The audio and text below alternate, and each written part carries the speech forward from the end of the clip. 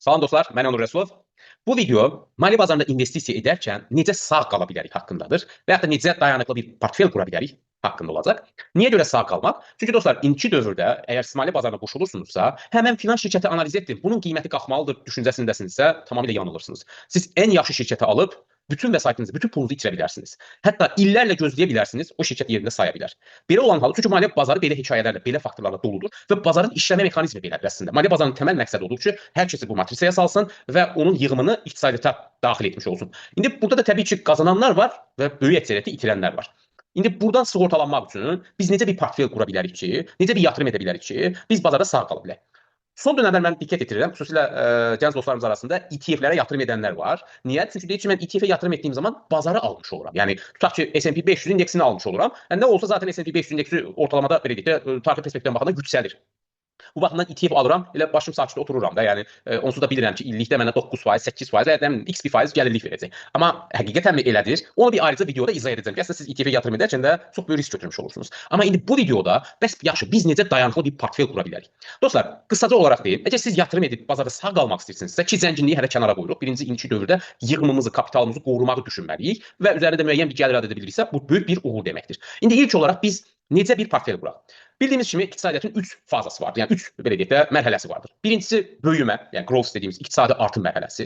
İkinci gəlib resessiya mərhələsi, yəni resessiya ola bilər və üçüncü isə stagflyasiya deyək. Stagflyasiya daha da təhlükəli bir vəziyyətdir. Stagflyasiya sadə dillə desək, deyək ki, iqtisadi durğunluq var və eyni zamanda yüksək inflyasiya var. İndi iqtisadi artım nə deməkdir? İqtisadi artım o vaxt olur ki, inflyasiya normal həddədir, fərz edə 2%dir. İşsizlik çox aşağıdır, 3% hədəfindədir. Misal deyə Amerikanı örnək götürürük. Və şirkətlərin mənfəətləri durmadan artır və ümumi olaraq iqtisadi bir optimizm var. Həm istehlakçıda, həm də ümumiyyətlə istehsalçıda. Bu iqtisadi artım mərhələsidir və ÜDM-dir, yəni ümumi daxili məhsul da artır, ildən ilə artır. Bu iqtisadi böyümə mərhələsidir. Resessiya nədir? Resessiya mərhələsində artıq belə deyək, işsizlik səviyyəsi artır. İşsizlik səviyyəsi artdığına görə Mərkəzi Bank faizləri aşağı salır. İnflyasiya bu səfər yenidən artmağa başlayır və şirkətlərin mənfəətləri azalmağa başlayır. Ümumi olaraq iqtisadiyyatda belə deyək də optimizm çox aşağı olur.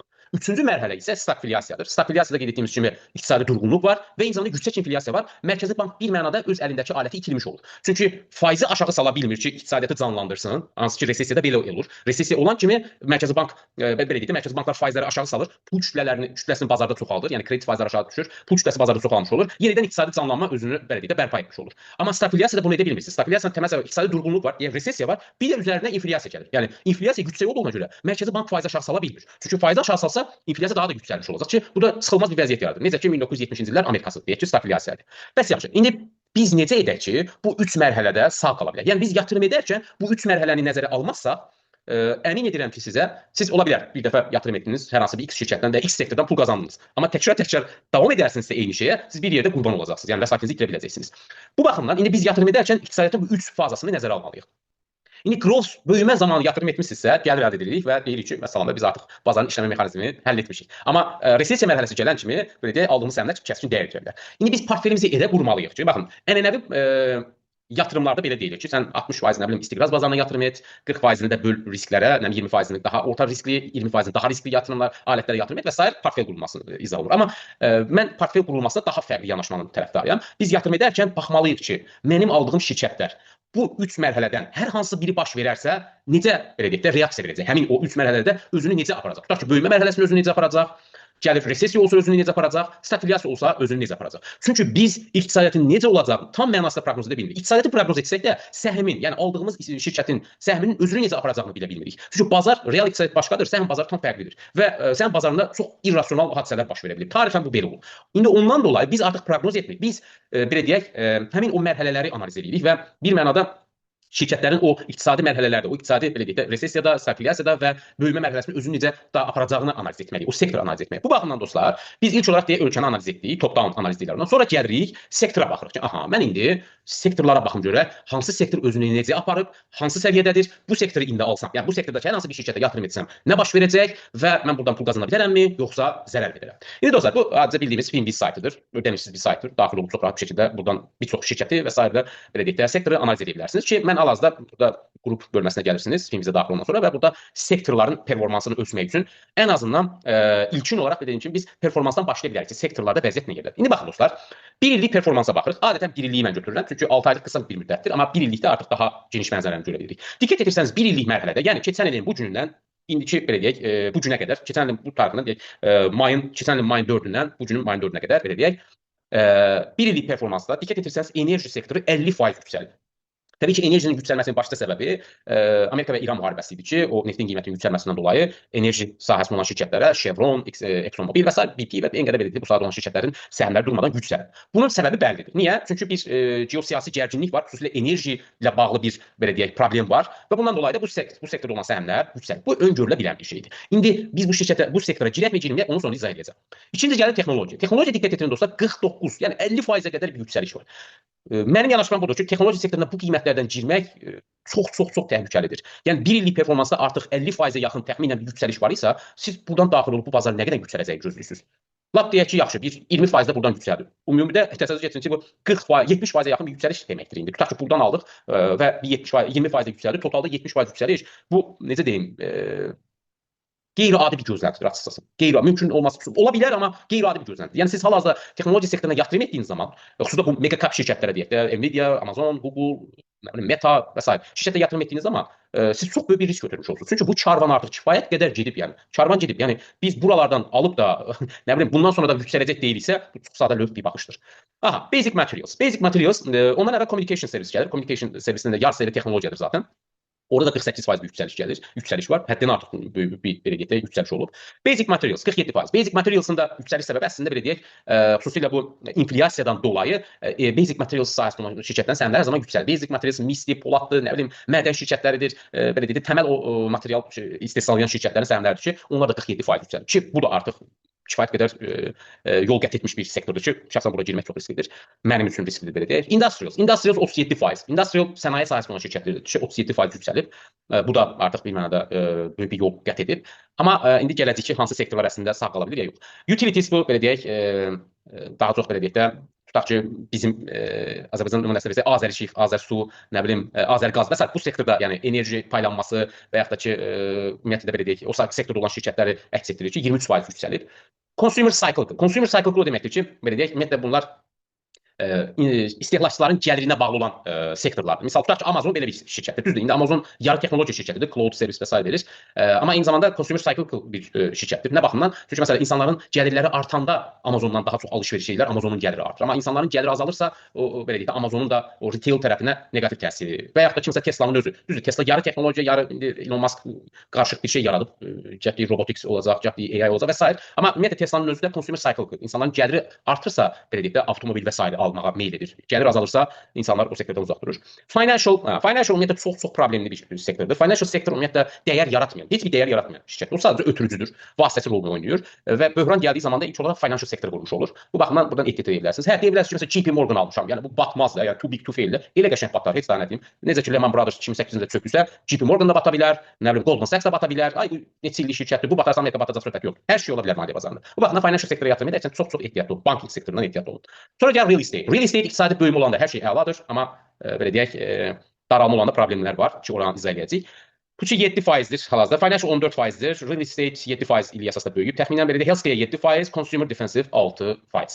İndi dostlar, bunları analiz etdikdən sonra ilkin olaraq nə çıxartdıq? Biz gördük ki, enerjidir, texnologiyadır, communicationdır, basic materialsdır. Bunlar və hətta industry, sənaye şirkətləri kifayət qədər yol qət ediblər. Yəni buralardan alış etmək, xüsusilə enerji və texnologiya buralardan alış etmək çox risklidir. Niyə? Çünki bunlar kifayət qədər yüksəlib. Və bir yerdən sonra da bu bazar sonsuz yüksələ gedə bilmir də.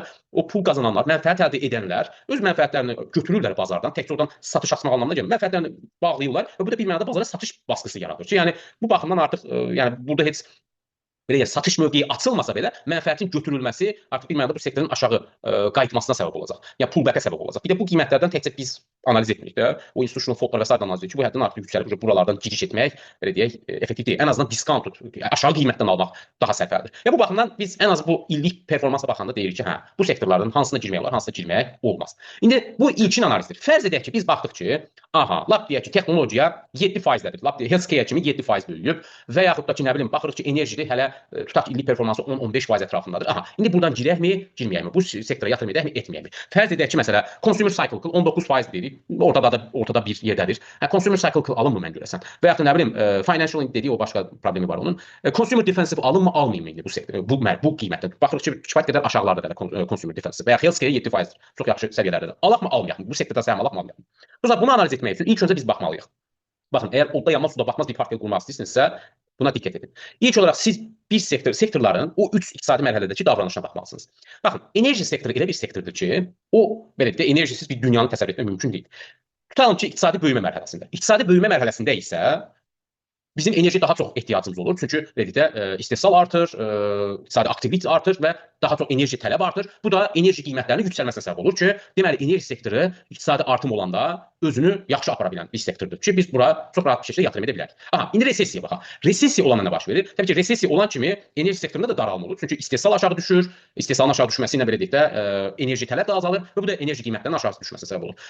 Deməli, iqtisadi artımda yaxşı apardı. Resessiya olanda bu sektorda biz zərər edə bilərik. Üçüncü gələn nə? Stagflyasiya. Stagflyasiya da enerji sektoru özünü necə aparır? Stagflyasiyada əgər deyək stagflyasiya nə idi? İqtisadi durğunluq və üstəgəlsin inflyasiya. İnflyasiyanın təməl səbəbi enerji faktorundandırsa, yəni tutaq ki 1970-ci ildə Amerikasında bütün sektorlar çökürdü, stagflyasiya var idi, amma enerji şoku var idi. Amerikaya neft embargosu vurmuşdu, neftin qiyməti 4 dəfə yüksəlmişdi və bundan dolayı da enerji sektoru yüksəlirdi. Yəni ən böyük gəlir gətirən sektor enerji sektoru olmuşdu. Yəni biz baxmalıyıq ki, stagflyasiyanın səbəbi, yəni stagflyasiya mərhələsində inflyasiyanın səbəbi, mühərriki enerjidirsə, demək enerji sektoruna yatırım etməyə dəyər. Yox, əgər bu fərqli bir səbəbdəndirsə inflyasiya, o zaman belə deyək də enerji sektoru da stagflyasiya mərhələsində daralmaya gedəcək. Deməli biz buradan 3 faktor çıxardıq. 1. İqtisadi artım varsa enerjiyə yatırım etməyə dəyər. Resessiya olacaqsa, deməli bu sektordan qaçmaq lazımdır. Sektorda da daralma olacaq. Stagflyasiya səbəbi enerjidirsə, yəni enerji qiymətlərindən dolayısa, bəli, bu sektora yatırım etməyinə dəyər. Gəlir texnologiya. Aha, texnologiya özlüyündə dostlar, kifayət qədər belə deyək də ən böyük kapitalın axdığı bir sektordur. Böyümə potensialına görə ən sürətli böyümə potensialı texnologiya sektorundadır. Amma texnologiyanın özündə də vəziyyət necədir? İqtisadi artım var isə, texnologiya sektorunda da artım davam edir. Resessiya gələn kimi texnologiya sektorunda bir daralma baş verir. Niyə görə? Çünki texnologiya sektorunda insanların gözləntisindən dolayı isti pul kütləsi texnologiyaya axır. Resessiya olan kimi isti pul kütləsi artıq insanlar belə deyək də böyük pul kütləsi özünü qoruma moduna keçir və bundan dolayı da texnologiyadan o pul sovrulur. Və bu baxımdan texnologiya resessiya mərhələsində texnologiya sektoru özünü yaxşı apara bilmir. Daralma olur. Orada da ancaq bəzi şirkətlər, hansı ki kəşf flosu, böyük həcmdə kəşf flosu olan, yəni nağd pulu olan şirkətlər özünü qoruya bilir. Nə baxımdan onlar səhmlərini geri alırlar, yəni buybəklər edirlər və s. özünü saxlaya bilirlər. Və ya da ki ümumiyyətlə o aldığınız şirkətlər həqiqətən bir infrastruktur şirkətidirsə, necə deyim, məsələn, Meta ola bilər, tutaq ki Facebook olsun, Google olsun. Bunlar artıq bir necə deyim, bir mənada infrastruktur şirkətləri kimi bir şeydir. Yəni nə qədər böhran da olsa, nə baş versə, insanlar Facebookdadır, sosial platformalardadır, reklamı orada aparırlar, Coca-Cola'sı da olsa, nə bilim, deyək ki, Walmart olsun, nə bilim, Tesla'sı olsun, hər kəs orada reklamlarını aparır. Ona görə şirkətlərin reklam gəlirləri artacaq və bir mənada orada bir çöküş gözləməyin anlamı yoxdur. Yəni resessiya olanda da biz baxmalıyıq ki, nağd pulu olan və ya da infrastruktur tipli şirkətləri almalıyıq ki, sabahların resessiya olanda insanlar bundan imtina etməsin. Məsələn, Tesla bu testdən keçə bilməyən bir şirkətdir. Niyə? Çünki Tesla sabah insandan gəliri olmasa Tesla almayacaq. Yəni Tesla'ya olmazsa olmaz deyə bir şey yoxdur. Amma Facebookda kifayət qədər vaxt keçirəcək. Nə bilim, o reklam üçün pul xərcləyəcək. Amma Tesla olmasa da olar. Baxın, bu baxımdan biz resessiya olanda baxmalıyıq ki, bu şirkət bu resessiya mərhələsində sağ qalır yoxsa yox. Stagflyasiya, iqtisadi durğunluq və yüksək inflyasiya mərhələsində də eyni vəziyyətdir.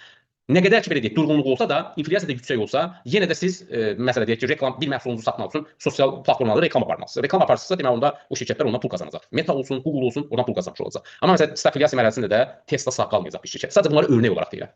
Yəni texnologiyada nə baş verdi? Growth mərhələsində özünü iqtisadi artım mərhələsində özünü əla aparır. Resessiyada kiçilmə olur, amma orada bəzi sağ şirkətlər olur ki, onlara yatırım etməliyik. Stagflyasiyada yeni resessiyanın eyni vəziyyətdir. Yəni bəzi şirkətlər sağ qalır, bəziləri isə sağ qala bilmir. Hətta bir nüanslı diqqətinizə çatdırım. Resessiya olanda güclü şirkətlər daha da güclənmiş olur. Niyə görə? Çünki onlar o kiçik şirkətləri udurlar. Kifayət qədər nağd pulu olduğuna görə digər şirkətləri udurlar və onlar daha da güclənmiş və böyümüş olurlar. Sonra gəlir communication, bu yarı texnologiyada o qədər də önəmli deyil. Basic materials. Basic materials özünü necə aparır dostlar? İqtisadi artım mərhələsində əla aparır özünü. Niyə görə? Çünki iqtisadi artım olan kimi basic materialsa tələb artır, ikinci sektor və s.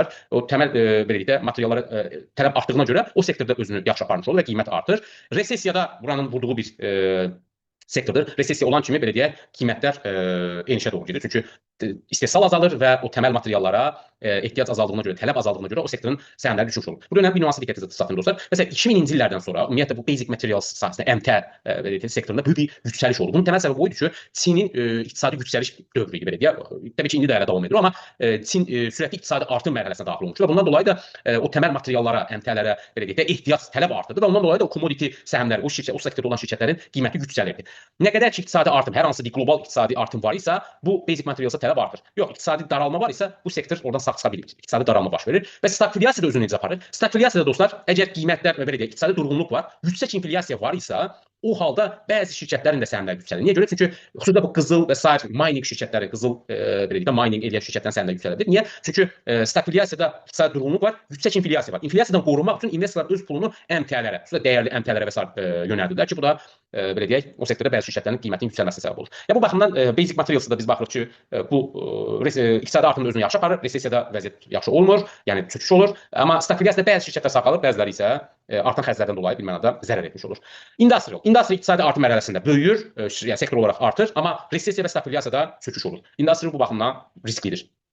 Utilities dostlar, belə deyək, iqtisadiyyatın bütün mərhələsində əslində bir iqtisadi artım mərhələsində problemlidir. Niyə? Çünki iqtisadi artım mərhələsi olanda, təbii ki, pul daha çox gəlir gətirən, daha belə deyək, böyümə potensialı olan şirkətlərə, texnologiya artdığına görə utilities çox zəif qalır. Amma resessiya və stagflyasiyadan sağ çıxa bilən sektor, stagflyasiya deməyim, resessiyadan sağ çıxa bilən sektor utilities sektordur. Niyə? Çünki iqtisadi daralma olsa da enerjiyə ehtiyac var yenə də və bu sektor çox çöküş yaşamır resessiya zamanı. Amma stagflyasiyada problem olur. Stagflyasiyada baş verir, iqtisadi durğunluq var, bir də inflyasiya var. Artan xərclər var. Artan xərcləri kompensasiya etmək üçün bunlar inflyasiyanı kompensasiya etmək, qiyməti artırmalı. Onlar çox vaxt belə deyək, inkişaf etmiş ölkələrdə belə deyək də ona məhdudiyyət olur ki, onlar anidən qiymət yüksəldə bilmir. Yəni o dövlət tənzimləməsinə bağlı olduğuna görə stagflyasiyadan da çox sağ çıxa bilmir. Amma resessiya dövründə özünü nisbətən yaxşı aparan sektor, yəni böyük bir çöküş olmayan bu utilities sektoru olur.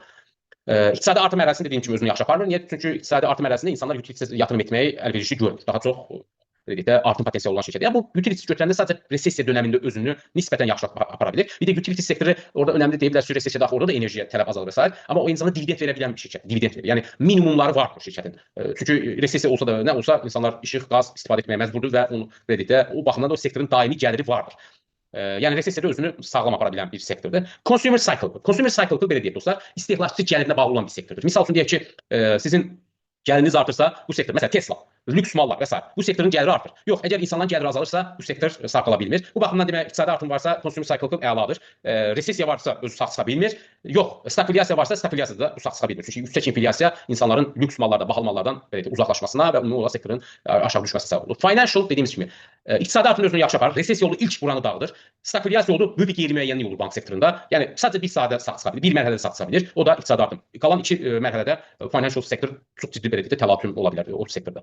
Aha, real estate iqtisadi artım mərhələsində sağ qalır. Niyə görə yüksəlir? Çünki iqtisadi artım olanda belə deyək, insanlar tikinti sektoru canlanır, belə deyək də alıcılıq qabiliyyəti artır, bundan dolayı o sektorda böyüyür. Amma resessiyada bu sektoru çox ağır vurduğu bir sektordur. Resessiya olan kimi bu sektoru vurur. Amma stagflyasiyada özünü qoruya bilir. Nə baxımdan? Çünki iqtisadi durğunluq var, yüksək inflyasiya var. Yüksək inflyasiya varsa daşınmaz inflyasiyadan qorunmaq üçün daşınmaz əmlak sektoruna yatırımlar artmış olur. Yəni bu ikisində sağ qalır, birində sağ qalmır, belə deyək. Healthcare. Dostlar, healthcare odda yanmaz, suda batmaz bir sektordur. Niyə? İqtisadi artımda da böyüyə bilir. Xüsusilə iqtisadi artım olsa biotexnologiya və sair şirkətlər böyüyə bilir. Resessiyada hər zaman belə deyək, resessiyada da bu sağ qala bilir. Çünki iqtisadi durğunluq olsa da insanların səhiyyəyə ehtiyacı var və bu xüsusilə inkişaf etmiş ölkələrdə durmadan artır, yaşlı əhali artdığına görə və ya da innovasiya getdiyinə görə hər zaman bu sektor odda yanmaz, suda batmazdır. Stagflyasiyada yenə də. Niyə? Çünki onların qiymət qoyma gücü var. Bu pricing power dediyimiz. Nə baxımdan? Yəni stagflyasiyada iqtisadi durğunluq var, amma onlar belə deyək, xərclər artdığına görə inflyasiyadan dolayı qiyməti də artıra bilir. Yəni healthcare əslində bütün mərhələlərdə sağ qala bilən sektordur ki, mütləq portfelinizdə healthcare-nin olması lazımdır. Mütləq şəkildə portfelinizdə healthcare-dən şirkət. Məsələn, Johnson Johnson tutaq ki, Johnson Johnsona baxsanız tutaq ki, bu ən böyük Johnson. Baxın buna Johnson Johnson.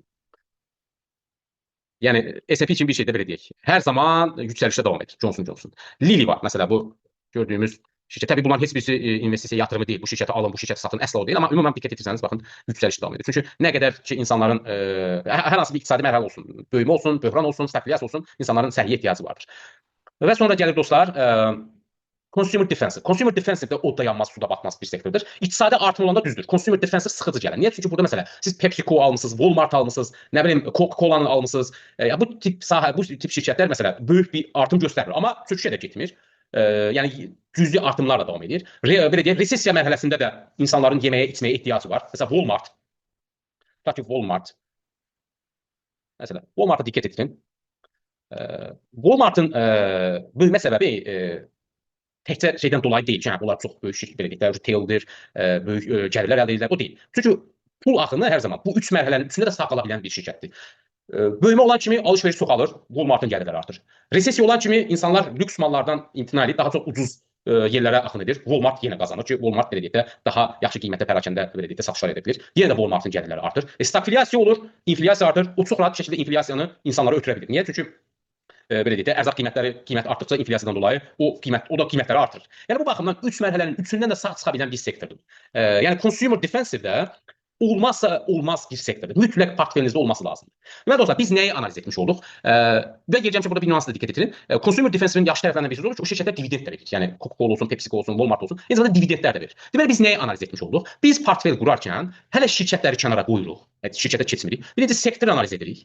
Sonra o sektorların performansını ölçürük ki, bu nə qədər yüksəlib. Mən indi buradan girsəm, bu gedərmi, yoxsa geri mi qayıtması ehtimaldır? Bunları analiz edirik. Ondan sonra o sektorların 3 iqtisadi mərhələdə sağ qalıb qalmayacağını analiz edirik ki, mən bu sektora yatırım etdim. Tutaq ki, növbəti olaraq resessiya gəldi, stagflyasiya oldu və iqtisadi artım oldu. Bu sektor özünü necə aparacaq? Yəni siz yatırım edərkən, iqtisadi artım olacaq, iqtisadi böyümə olacaq, bu şirkət çox yaxşı gəlir əldə edir, bu şirkət böyüyəcək deyə yatırım edirsinizsə, çox nikbin insansınız və böyük zərər edə bilərsiniz. Amma siz yatırım edərkən portfelinizi qurarkən belə deyək, siz bu şəkildə analiz etsəniz ki, iqtisadi 3 mərhələdə bu səhəm özünü necə aparacaq, o zaman siz həm sağ qalmağı bacarmış olacaqsınız bazarda, eyni zamanda gəlir əldə etmiş olacaqsınız.